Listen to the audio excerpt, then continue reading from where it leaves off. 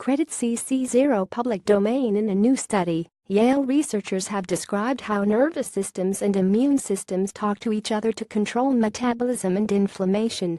Their finding furthers scientists' understanding of why older adults fail to burn stored belly fat, which raises the risk of chronic disease.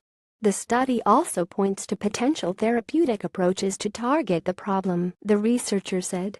Led by Vishwadeep Dixit, professor of comparative medicine and immunobiology, the study was published September 27 in Nature.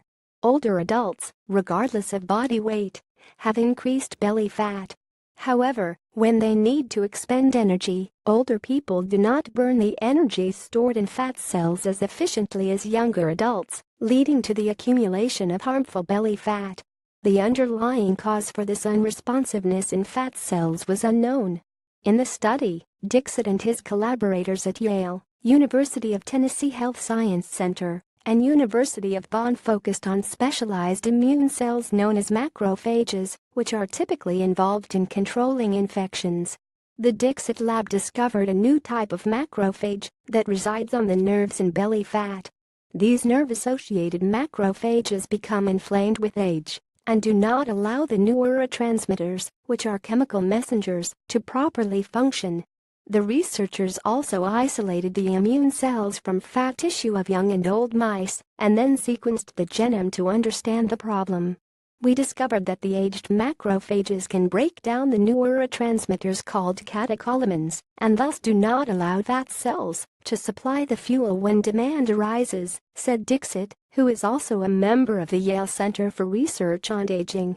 The researchers found that, when they lowered a specific receptor that controls inflammation, the NLRP3 inflammasome, in aged macrophages, the catecholamines could act to induce fat breakdown, similar to that of young mice. The key finding is that the immune cells talk to the nervous system to control metabolism, said Dixit.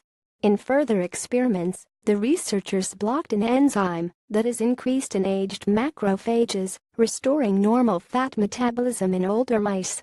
Dixit noted that this enzyme, monoaminoxidase MAOA, is inhibited by existing drugs in the treatment of depression.